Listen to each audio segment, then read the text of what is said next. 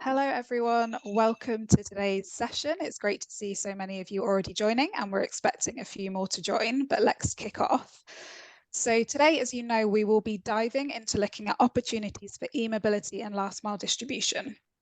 You will be hearing first-hand insights and tips from leading e-mobility companies and providers that are operating across Africa.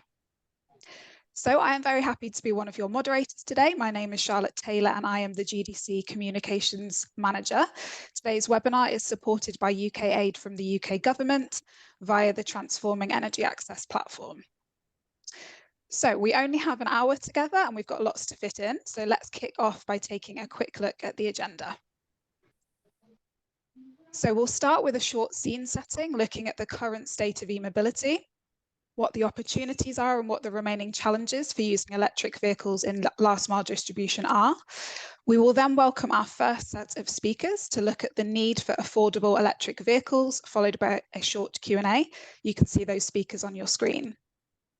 After which we will move on to consider the need for available charging infrastructure with our second set of speakers, also on your screen, again followed by a short Q&A. So as you can see, as opposed to a standard webinar format where we save the Q&A until right at the end, we'll actually be having kind of two mini panels, each with their own mini Q&A today. So please don't hold on to your questions until the end, drop them into the chat as we go, and one of our speakers or the GDC team will either respond in writing via the chat or we will call out your question in plenary. Okay, so let's take a look now at our speakers. Next slide. Thank you. My co-moderator today is Herwin Janssen, who is the GDC's innovation lead, and Herwin also works at the GDC's strategic and implementing partner BOP Inc. On the right of your screen, you will see our main speakers for today. So talking about the affordability of electric vehicles will be Kim Chepkoit, founder and CEO of Ecobodaa, which is a Kenyan electric motorbike provider, along with Jeffrey Mutabazi, co-founder and CEO of Karaa Africa, an electric bicycle provider in Uganda. We'll also hear from Rolex Mucheka, co-founder and managing director at GDC member SolarCube Energy, who is embarking on a pilot partnership with Karaa Africa. So it'll be interesting to hear those insights from that partnership. After that discussion, we will turn to look at the charging infrastructure side of things and hear from Carol Afafa, founder and CEO of E-Safiri, which develops solar-powered and grid-connected charging stations for 2- and 3-wheeler electric vehicles across Africa, as well as from Chris Longbottom, co-founder and CEO of Mobile Power, whose solar-powered Mopo hubs across sub-Saharan Africa provide energy for homes, businesses, and of course, electric transport. So we have a really exciting lineup of speakers for you today, but that is definitely enough about us. Now we want to hear from you. So you should now see a poll on your screen. Please let us know which category best describes you. We want to know a bit more about you and who is in the room.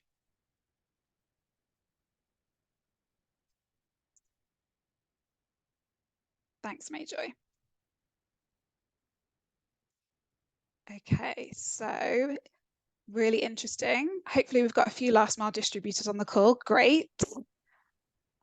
That's a really nice balance. For those of you answering other, please also let us know who you are and what you do in the chat box. And on that note, we really encourage not only your questions to come through via the chat, but if you've got resources or other discussion that you want to share around e-mobility, then feel free to do so. Excellent. Okay, so that is a really nice mix. It's great to see that there are some last mile distributors on the call. Hopefully you'll find this useful, but also really interesting that the majority of you have clicked other. So we definitely want you to tell us more in the chat box. Okay, I'm now going to hand over to Herwin, who will take a closer look at all things e-mobility and last mile distribution. Thanks a lot, Charlotte, and hello to everyone joining us today. I'll give a very brief summary of the e-mobility spotlight publication that the GDC released not too long ago. It's available on our website in case you're interested. Maybe one of our team members will drop a link in the chat. After this summary, we'll go straight to our panel discussion. So although it's still early days, small electric vehicles are on the rise in low and middle income countries. Think of electric bicycles, e-motorbikes, or tuk-tuks. These electric vehicles, they can replace traditional vehicles with combustion engines. And this transition is much needed to reduce the environmental impact of the transportation industry, because globally, transportation contributes to about a quarter of total greenhouse gas emissions. Besides that, transportation is an important cause of ambient air pollution, often experienced in densely populated areas. Yeah, as mentioned, electric two-wheelers and three-wheelers particularly are a fast-growing vehicle segment in Africa, according to FMO, which makes a lot of sense because they tend to be more affordable, but they're also already a popular means of transportation in these markets. Companies like Ampersand in East Africa already have more than 1,000 e-bikes on the road, mostly used by Boda taxi drivers. And what's also exciting is that there are a lot of local companies developing local solutions. So in Kenya alone, there are already 50 electric vehicle related startups.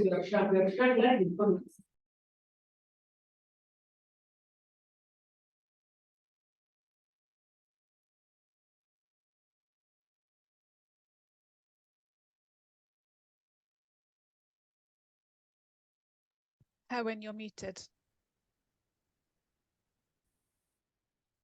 The future looks bright for e-mobility, both in Africa and Asia. So a couple of forecasts here.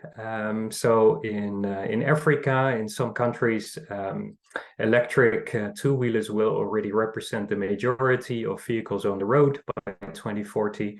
And in India, where tuk-tuks, three-wheelers are quite popular in 2030 already, 70% of all tuk-tuks is expected to be electrically powered. Next slide. Yeah, so if you look at what's available now already, there's a range of options from bicycles that have electric pedal assistance to e-motorbikes and cargo tuk-tuks. Depending on your requirement with regards to payload, range, as well as speed, you might choose either of these options. Of course, price will go up when your requirements increase. These are just 3 examples of companies and their models, but they're a lot more active on the market already. So for those interested in EVs, we definitely recommend you look up any suppliers in your region. Next slide. So just briefly, what's the opportunity for last mile distributors when it comes to e-mobility? We expect that the last mile distributors will especially enjoy these 3 benefits. So cost savings, first of all, despite the higher upfront investments in electric vehicles, the additional cost can be returned over the longer term. This is because of savings on fuel and maintenance. Ampersand reports that Boda drivers using their e-bikes every day are, for example, able to already save up over $500 a year. Then there's speed and reach. For example, in hilly terrains, electric bicycles are a lot more convenient and they let agents deliver up to twice as many products on the same day. So definitely contributing to the efficiency of last mile distribution operations. Then lastly, the reduced CO2 footprint might also be of interest for the company's leadership as well as their investors, especially with the increased attention to ESG principles. On the flip side, there are, of course, always challenges. Next slide. Anyone that ever considered purchasing an electric vehicle, maybe on this call, will have thought 2 things. 1, can I afford it? And 2, what if my battery is empty? Prices of electric vehicles are going down, mostly because batteries become cheaper at economies of scale, but the purchasing price can still be prohibitive for last mile distributors. Possible solutions are subsidies or tax exemptions, like in Rwanda, for example, then leasing models, as well as high utilization rates meaning that you get the most out of your electric vehicles. You shouldn't let it sit idle. The more you ride it, the faster your return on investment. Range anxiety and charging time. So while smaller vehicles are smaller and therefore also have smaller batteries, typically their charging time is shorter, but they do require regular charging. For this, solutions could be optimal route planning, battery swapping solutions, which we'll also hear about today, and then off-grid charging solutions in rural markets, such as solar-powered recharging stations. Then I'll end with a disclaimer for last mile distributors, because again, it's early days. E-mobility, like many other innovations in these markets, are only just emerging. And therefore might not be relevant for all last mile distributors. But as the GDC, we're very interested in how we can take these innovations from margin to mainstream over time. 90% of the two-wheeler electric vehicles that are currently on the road are purchased for commercial use cases, mostly in urban and peri-urban areas. There's a lot less happening in rural markets. That's why we're excited to have some trailblazers operating rural markets with us today. But good to keep this disclaimer in mind. Nonetheless, we welcome everyone to explore the opportunity of e-mobility, also when you're operating in rural markets. And a recent survey that we conducted among our membership does show the interest in the topic. We had 41 respondents, and 4 out of those 41 mentioned that they're actually already using or actively exploring the use of electric vehicles, for example, for last mile delivery of their solar lanterns. Or we have members that are actually selling electric vehicles, for example, for milk transportation.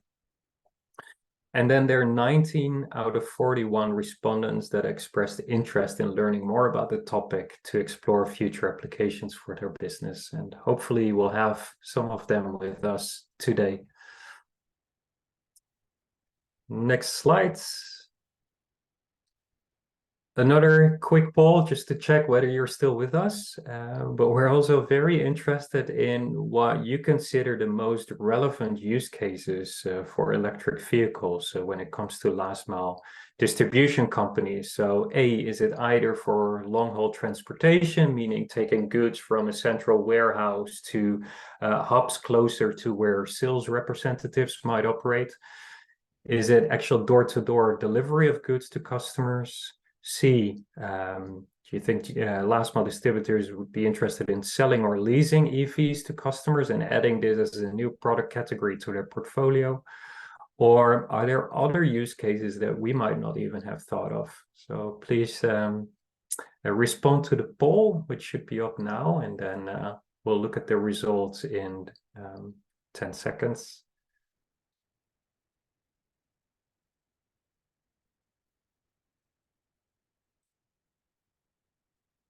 And while we wait, I already asked our first panelists to get ready, because after this, we will open up the first discussion.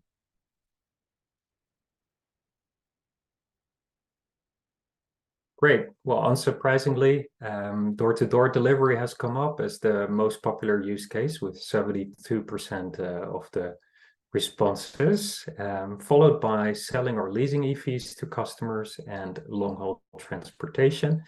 A few of you mentioned other use cases, so again, please share in the chat what you have in mind.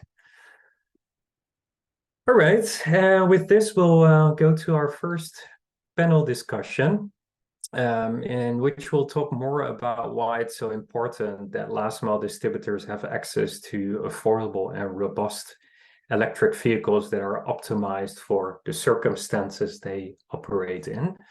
And for this, I'm gonna welcome 3 speakers, Kim from Ecobodaa, then Jeffrey from Karaa Africa, And then at the end of the discussion that I'll have with Kim and Jeffrey, I'll also invite Rolex to join the conversation, because we learned that Rolex, who works at SolarCube Energy, is looking to partner with Karaa Africa. And SolarCube Energy is a GDC member, so we're particularly interested in having this perspective into the conversation. So why is Mr. Rolex interested in these electric bicycles for his last mile distribution company? Welcome, Kim and Jeffrey. Could I ask you to present your company and your EV solution in 1 minute? Kim, why don't you start? Hello. Thank you for having me. My name is Kim Chepkoit. I'm the CEO and founder of Ecobodaa Mobility. At Ecobodaa, we deal with design, assembly, and sales of electric motorbikes. And we started in 2020, and so far we are we operate within the environments of Nairobi, and we've managed to roll out 4 swap stations, and mostly our motorbikes are being used by border riders. Thank you. Thanks, Kim. Over to you, Jeffrey. Same question. Hello, everyone. My name is Geoffrey. I run Karaa, which builds and assembles electric bicycles for last mile transportation. We currently provide our bicycles to last mile transporters like Jumia and Glovo in Kampala, but we're also exploring partnerships with other companies in the logistics space, particularly package delivery, besides just food delivery, which we've been doing already. And we're also looking at a number of use cases in agricultural and last mile transportation. Our bicycles are actually designed around the already existing Buffalo bicycle, which has been notorious for very good performance in rural areas and has been deployed extensively in over 7 African countries. And some parts of Asia and Latin America. So we build conversion kits that enable Buffalo bicycle users or Buffalo bicycle itself convert their bicycles to electric, hence not really needing to reinvent the wheel, but just, making it electric. Thank you so much, and looking forward to a fruitful conversation. Great. We stopped screen sharing. We'll bring back the slides later, but this lets us see each other's faces better during the discussion. So I'll start with a couple of questions for Kim and Geoffrey, but I already welcome the audience to drop your questions to these panelists in the chat, because we'll get to those later. First things first, how can electric vehicles really compete with traditional vehicles now? Kim, what do you think? Yeah, so the reality right now is the electric motorbikes or the electric vehicles generally are far more expensive in terms of their upfront costs. But then when you do look at the total cost of ownership, it really beats the other ICE vehicles. But then the challenge with that is for most of us who deal with the bottom of the pyramid users, you find that it's not a good way of selling a product, telling them that 5 years from now you'll have saved this amount. They mostly look at the upfront cost. And part of things that can be done really is around policy. We think most of the governments in East Africa, I can pick on Rwanda and Kenya, and I'm not very sure about Uganda. Maybe Geoffrey will tell us about that. Is for the first time in Kenya, we've heard the term e-mobility in the government policy. So we've gotten some benefits around reduction on import duty, zero rating of VAT, reduction on import duty for the lithium-ion batteries. And from the calculations that we've done, it generally reduces the upfront cost by about 28%. And yeah, so apart from that, we think another challenge that we face specifically on the electric motorcycle segment is product functionality. Most of the products that we have or we get in the market that are being sold to the users are not really designed for this market. So you find that you have that challenge where the product breaks down easily compared to the ICE motorbikes. So the users tend to shy away from acquiring those assets. So there's also need for entrepreneurs and also grant agencies to focus on empowering these entrepreneurs to develop a product through a very thorough R&D process, develop a product that suits the market needs. Thanks, Kim. And may I ask, does Ecobodaa offer financing solutions, and how do you go about maintenance? Because you brought up these two items as challenges for your customers. Yeah, so around the issue of affordability, there is a need for innovative financing, and at Ecobodaa we do offer financing, but there are a couple of other purely financing entities that deal with financing motorbikes and vehicles. But generally, for a company like ours, it's down to breaking, having two components into the electric bike, which is the bike itself and then the battery. So we are not bundling all those costs together. Otherwise, it would be impossible for a user to purchase it. So we do battery as a service, which is the swapping business. What this does is it makes it affordable for the user to be able to afford this product, because the battery now becomes pay per use. So if you're not working, you don't pay for the battery. Yeah. Excellent. Thank you. Over to Geoffrey. When you pitch your electric bicycles to customers, what benefits do you present? So I'll come in with some hard numbers. So electric bicycles, firstly, don't need charging infrastructure. That's a very big win for us as a segment. And we've also made it even easier to adopt by adding Type-C charger to charge your bicycles. So the charger is even easier to find in case someone wants to charge their bicycle. But still, in terms of the value proposition, our electric bicycles enable the riders earn 54% more than a normal bicycle rider. And it also enables them to earn about 2% more than a motorcycle rider, or in the right terms, take home 2% more than a bicycle rider. Than a motorcycle rider, an ICE motorcycle rider particularly. And in terms of the other value proposition is how it really competes with the existing alternatives, is that in cases where people are in hard to reach areas, there's almost no range anxiety, because if the battery runs out, you can still pedal. You don't have to push the bicycle.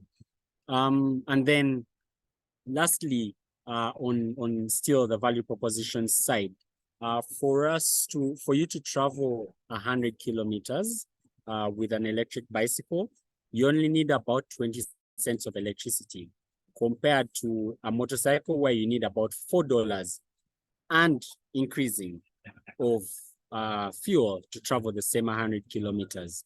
So one of the things that we first actually took time to build out is that actual value proposition, and just looking at where does our product fit.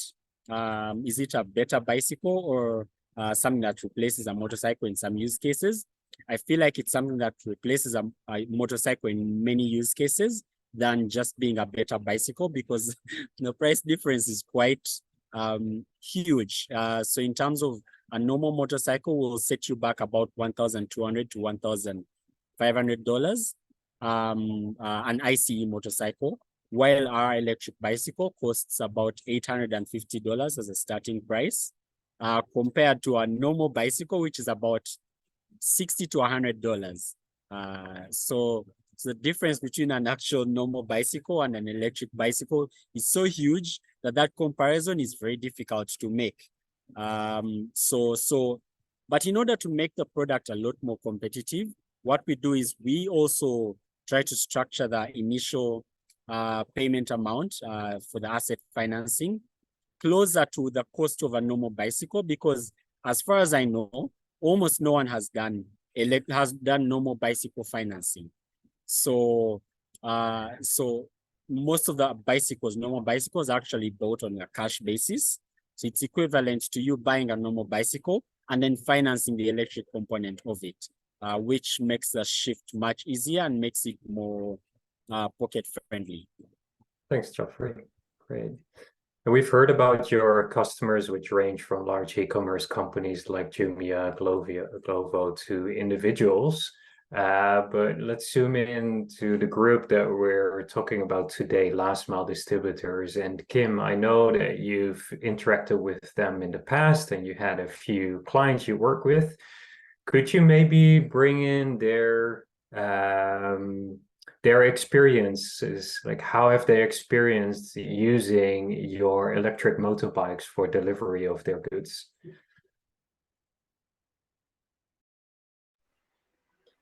Yeah, so I think motorbikes generally in East Africa is the backbone of e-commerce. So if you're doing any last mile distribution, most likely you're doing it on a motorbike. Recently, I've seen bikes being used for food, bicycles being used for food delivery, and that was mainly enabled because of electric component of it, the introduction of electric bicycles. But otherwise, it was purely motorbikes.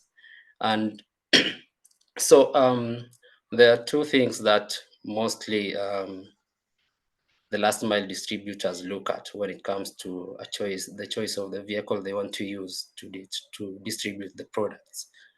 It comes down to economic viability. And when you look at the ICE motorcycle versus the electric one, we've been able to offer around 50% savings when it comes to the fueling costs. And another component to that is also the predictability of your energy usage.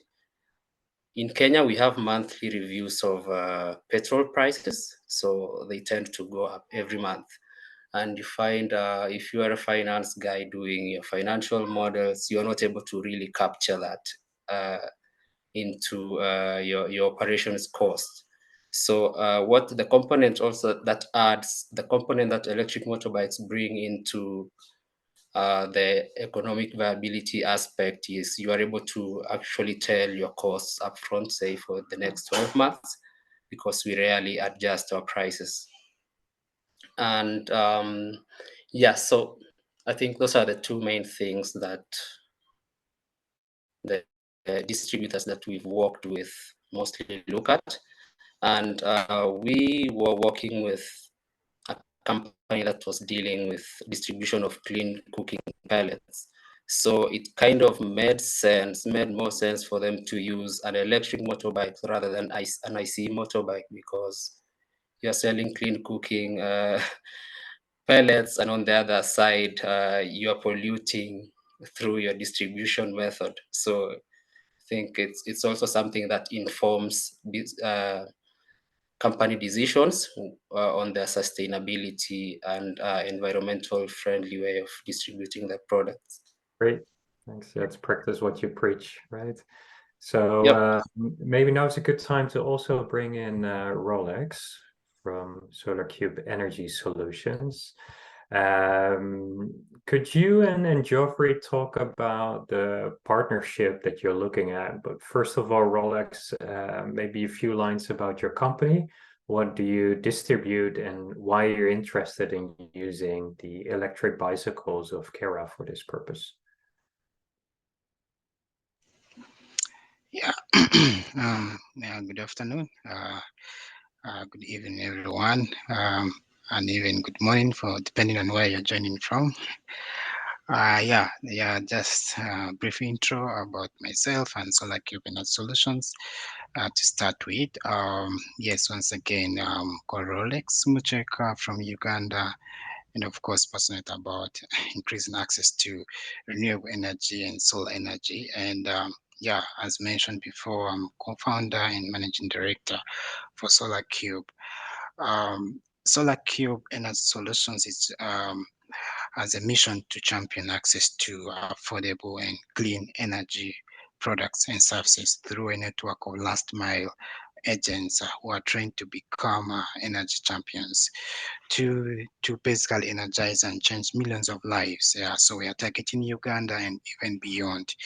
We are a winner of the Deep Price Solar Lamp Distribution Challenge for 2023 and also winner for the seed grant for climate solutions from Impulsaf, funded by Avina Foundation.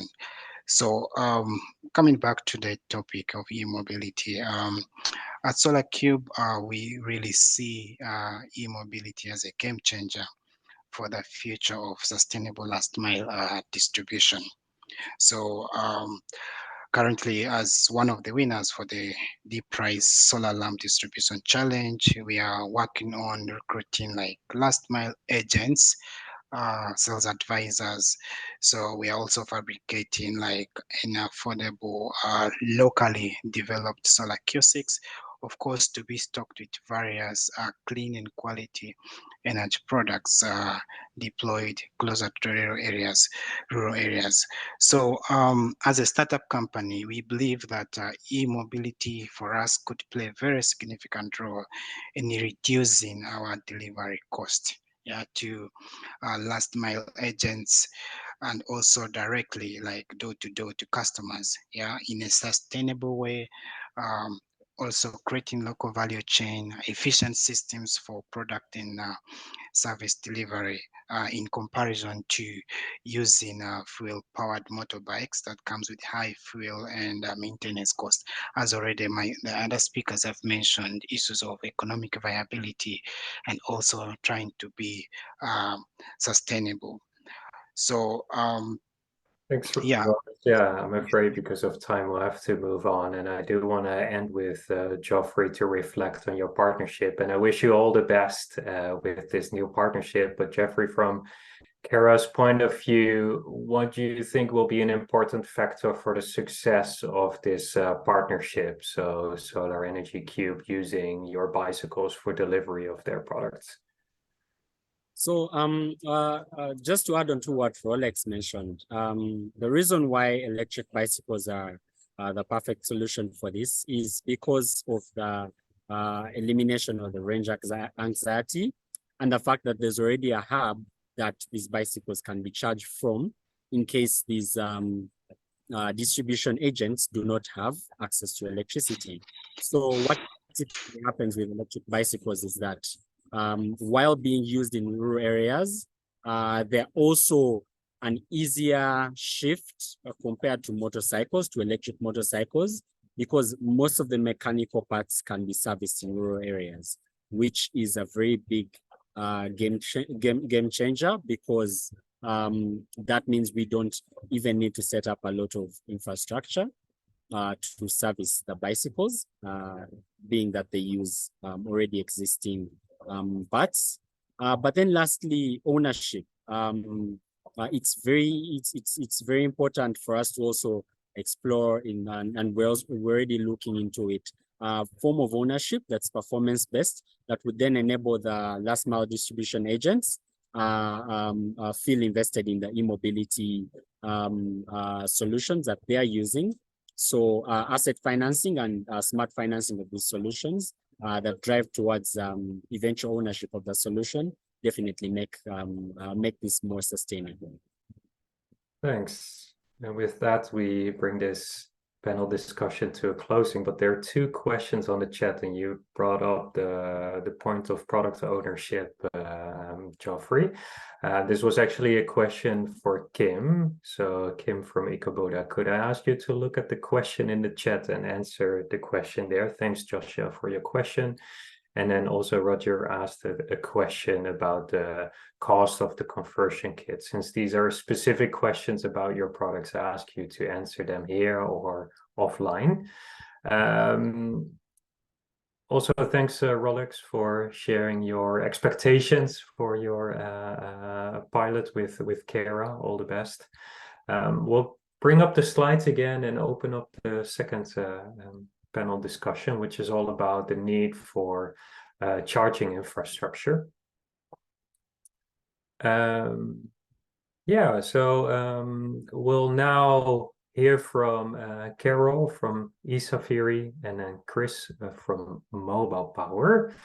Welcome, Carol and Chris. Same question. Could you present your company and your charging solution in 1 minute? Okay, Carol, thank you. why don't you start? Thank you, Howard. My name is Carol, CEO and founder of E-Safiri. We all know that increased fuel prices in some of our countries, as well as lack of access to reliable grid connectivity in rural areas, as well as peri-urban areas, is an increasing challenge for the transition into sustainable mobility. E-Safiri is developing solar-powered charging infrastructure and battery swapping stations for electric bikes and tuk-tuks in rural and peri-urban areas. So far, we have presence in Kenya, and solar power ensures reliability for energy access, as well as standardized costs at all of our charging and swapping stations. So currently, we work with rural community-based organizations to transport vegetables from farm to market, as well as fish vendors to transport fish from the lake to customers. So at our hubs, we have other productive uses as well. So using the solar to not just focus on electric mobility charging and swapping, but also to offer other cold storage solutions for our customers. Thank you. Thanks. And Chris? Hi, everybody. Good to see you all. Mobile Power is, if you haven't come across us, we're both a technology company and an operating company. So we develop battery swapping technology and we deploy it for use across sub-Saharan Africa. We're in about 8 countries to date. We focus on off-grid areas, and we have small products that customers use for phone charging and lighting, less relevant to today, but more relevant today is our larger battery, which is designed for a range of solutions, including the replacement of small gensets, small petrol and diesel gensets, and electric mobility, focusing primarily on 2-wheel, but also possible to do 3-wheel as well. And today we've done about 14 million battery swaps, predominantly with our smaller product, but we see e-mobility and the displacement of generators as a big part of our future, and we're currently in the process of scaling that up. Very exciting. Great. And I know both of your companies also develop electric vehicles, but ventured into setting up charging infrastructure, which I guess demonstrates the gap that needs to be filled. I mean, you can have EVs, but if there's no charging infrastructure, it won't get you far. I welcome you to comment on the topic we just discussed about the need for affordable and robust EVs, but appreciate if this discussion can be mostly about your company's activities on charging infrastructure. So I'd like to start with the first question, a question that might be on everyone's mind here. How much longer do we need to wait until charging infrastructure becomes available outside larger cities in areas where a lot of these last mile distributors operate? Carol, do you want to start? Yes, thanks, Howard.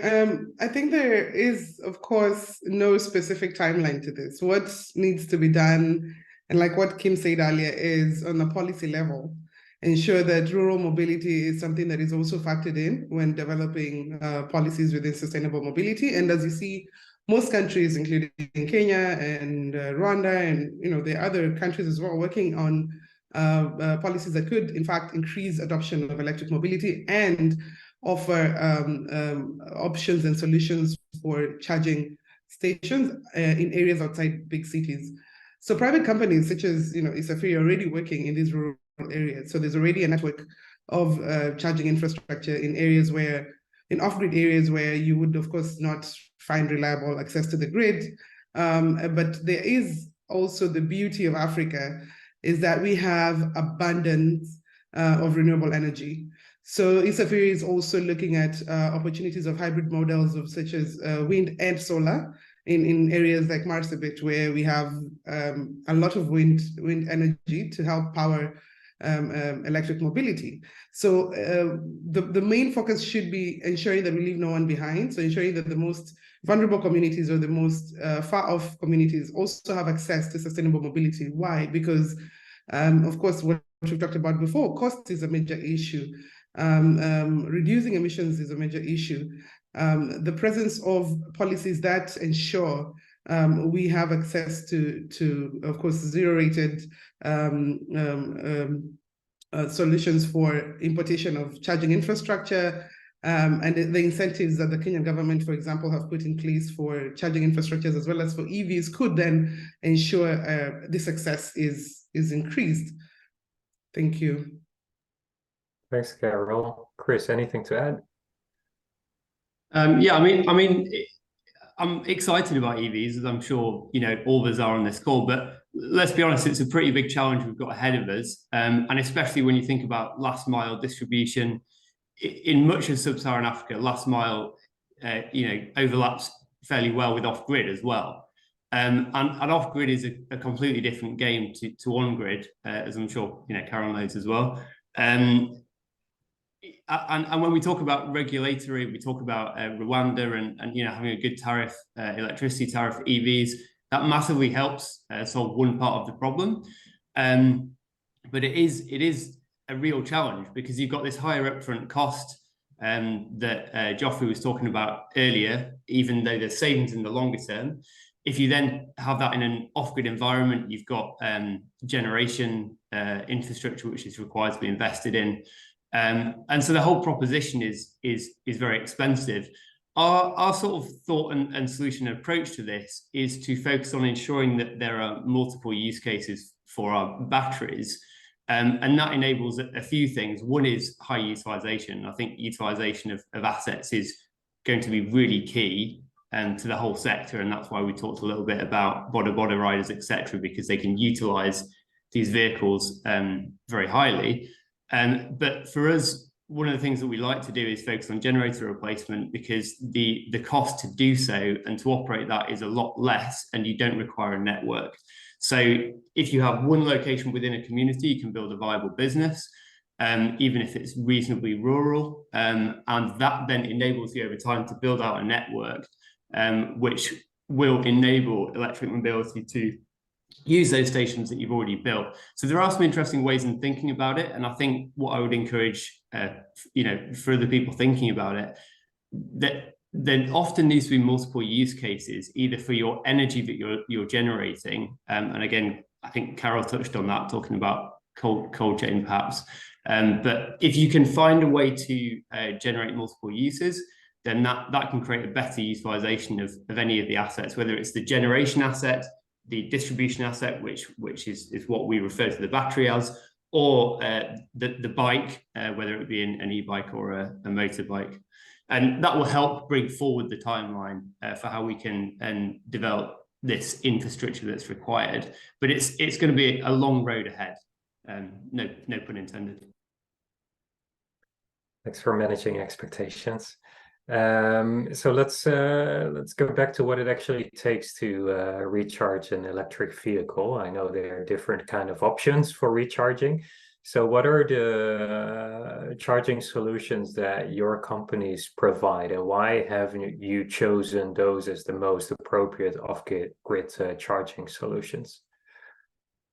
Yeah, so we have two different solutions for our customers, and I think there's one third one that I think is quite important at this point, which sort of wraps in with the two. We have battery swapping solutions within our hubs, where of course it will take maximum 2 minutes for a rider to come in and get a fully charged battery and leave, in order to reduce interrupting, of course, activities for the riders. We also have charging, which we have noted in rural parts of Africa where we work. Cost is a big issue. So what we've done is to ensure that charging, which takes longer as opposed to swapping, is a cheaper alternative for those who may, of course, come in the morning and not have the full amount to do a swap. We use solar to increase reliability, like I said earlier. Please continue, Carol. Yeah, so we use solar for reliability in places where we wouldn't have grid, but also because with solar we have predictability in costs. So we have a standardized price across the board for all our customers within the swapping and charging operations. But we also offer a solution that is very unique, because we have to help our riders when they go outside range. So if they go somewhere and the battery goes off, we have to be there to offer this support. And this is, of course, temporary, because once, like you said, we need more charging solutions, we need more locations, we need more infrastructure. And once this network is developed, this solution, of course, will no longer be something that is required, but it's a reality now that this could happen if, bikes go outside range. So what is important is ensuring that at any one point, a rider has either 1 or 2 batteries, depending on how far they would like to go and depending on the type of range that the battery offers, or 2, that they can be supported no matter where they are at any one point. So these are some of the solutions we offer. And I believe that because of speed of operations is quite different from in rural areas than it is from urban areas. We still have a lot of vibrant economic activities in the places we work. So we are in small markets, near the lakes, near the beachfronts, where fish is moving in and out all the time, where vegetable is being moved from farm to these hotels within these areas. So there's still that vibrancy and there's still need for fast operations. And I think that is a very important part of ensuring that more and more people get interested in EVs, because you want to make the operation as seamless as possible and the experience as easy as possible, so that you do not get that resistance. So it's quite an exciting time. And yeah, this is basically what we offer within the charging and swapping space. Thank you. Thanks. Chris, you've also developed your own charging solution. What would you say is unique about that, or what makes it very appropriate for the markets where you operate?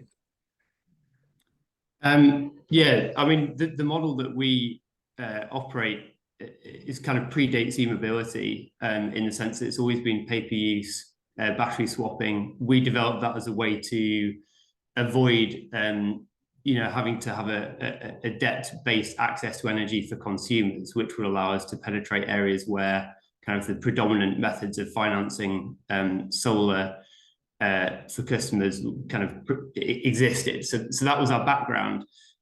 We applied largely the same sort of set of technologies to battery that we use in e-mobility. There's some fairly unique things about it, but I think I'd just go as far as to say it's all DC. It's all proprietary. We develop our own charging infrastructure and hardware.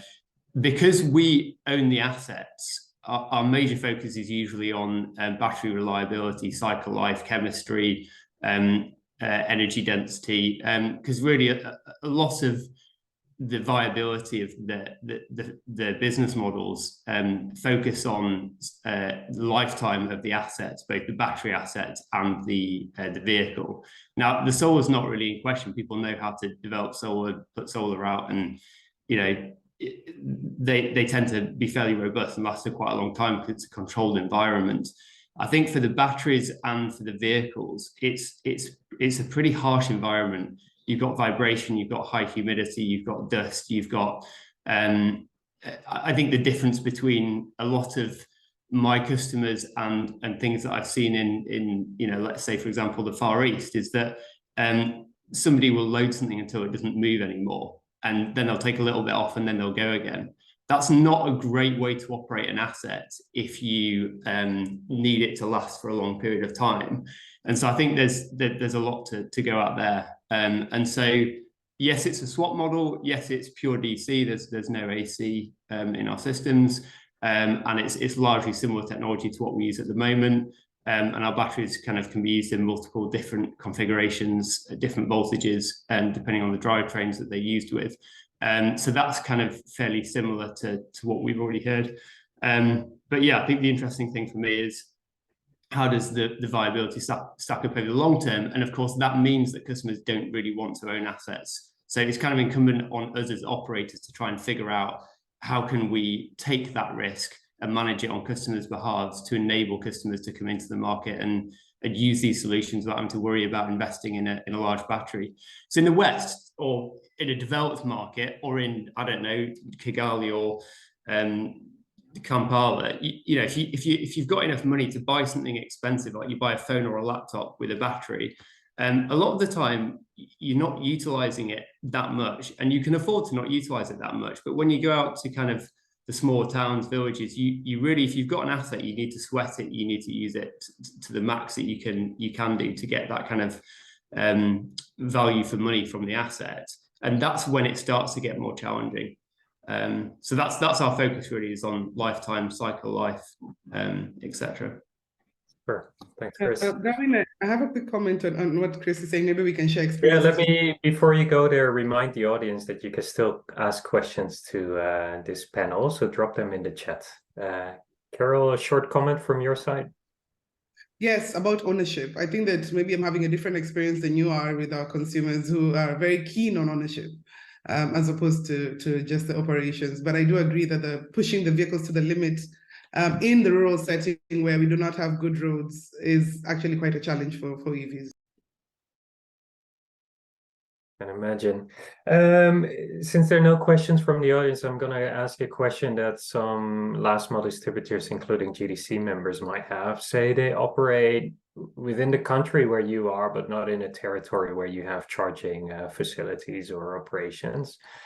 What can they ask from you or expect from you in terms of how you could collaborate as you expand into their territories? I think that there are several opportunities. Like I said, in the last mile distribution, we have different opportunities within agriculture and door-to-door delivery. And I think that for us, where we're going and where we think scaling is going to make more sense is having agents who take full operation control of the hubs in regions that require these hubs the most. And I think that this will then, of course, ensure that there is a controlled environment where the bikes are taken care of, where operation and maintenance can be done in-house within the locality of the hub. I think there are opportunities within training, which we also do to ensure that more and more people are aware about EVs. They know what's in the market. They know what safety protocols are around the batteries. And of course, even understanding battery swapping and charging operations and how they can host battery swapping and charging operations in these areas that require more and more connectivity. So there are different opportunities within the space. And I think that these are just some that come up at the top of my mind. Yeah. Thanks, Sarah. Thanks. And Chris, would Mobile Power want to collaborate with last mile distributors? I think where the alignment is strong, yeah, I mean, DRC's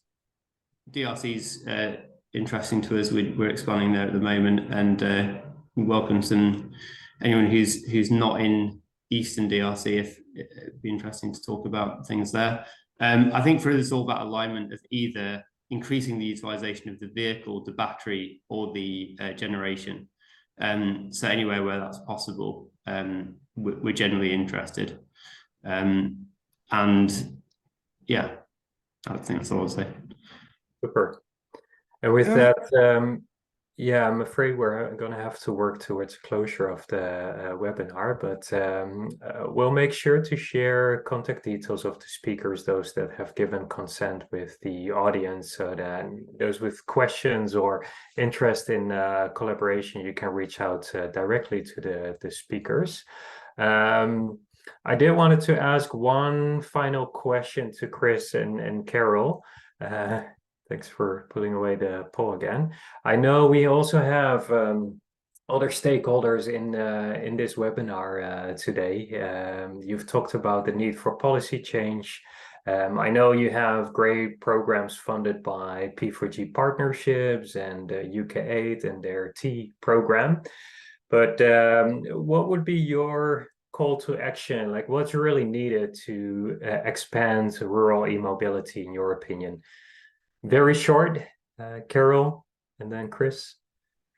Yeah, I think that to be able to reduce the risk of initial investment, which of course, as has been discussed, initial is very high, but then eventually becomes much lower. I think there's a need for a financial instrument that could actually cover this risk.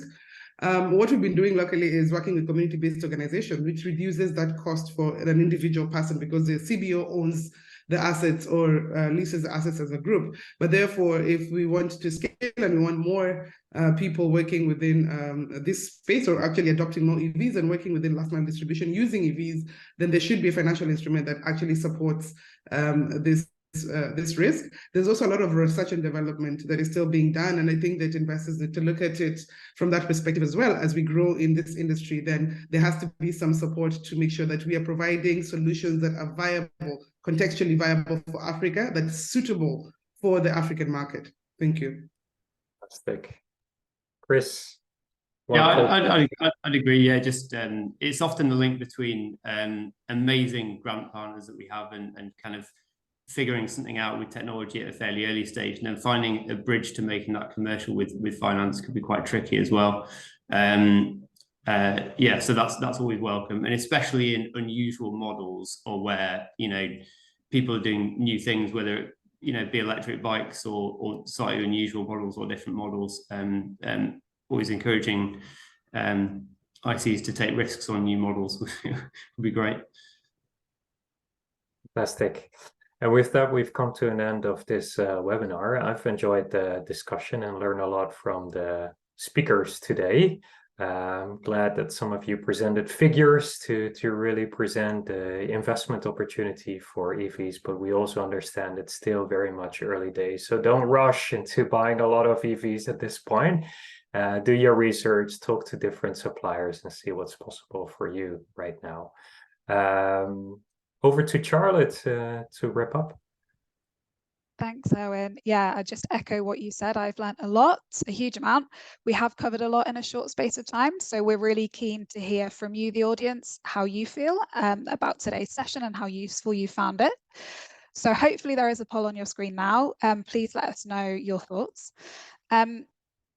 Again, we will share the recording and the slides with you in follow-up, so in the next kind of few days, maximum a week. And we'll also, as Herwin mentioned, share speaker details so that if you do want to follow up on anything directly, you can have those conversations offline.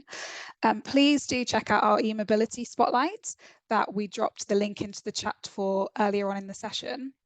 And also our website, which digs into 11 other trends to look out for in the last mile distribution sector. So stay tuned for future innovation spotlights and webinars from us. There are many more to come on the topic of innovation. And finally, it would be remiss of us not to mention all the other exciting cutting edge work that's going on around e-mobility in the wider sector, lots of which is being undertaken by our partners and colleagues. So we also just wanted to shout out a few of them on this session today, including P4G Partnerships, Powering Renewable Energy Opportunities, or PRIO, who Herwin mentioned earlier, and FMO, the Dutch Entrepreneurial Development Bank. So we'll drop a few of their links and resources into the chat for you to take a look at on your own time. We're bang on time, and I'm sure everyone's got other meetings or maybe lunch, or yeah, maybe you're logging off now. But yeah, thank you so much again for joining us. Thanks for the rich discussion, and we look forward to seeing you at future events.